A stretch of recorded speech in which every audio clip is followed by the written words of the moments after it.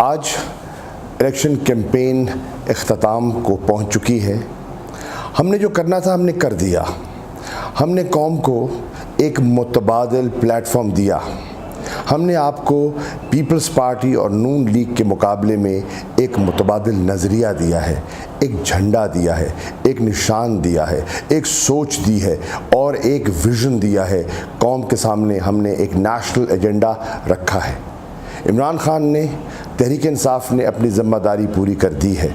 अब आपकी ज़िम्मेदारी है और आपकी ज़िम्मेदारी ये है कि कल 25 को आपने निकलना है, अपने घरों से निकलना है, अपने बच्चों के साथ, अपनी फैमिलीज़ के साथ लाइनों में लगना है और नए पाकिस्तान को वोट देना है। और नए पाकिस्तान को वोट दे सकते हैं आप बल्ले के निशान पर मोहर लगाकर।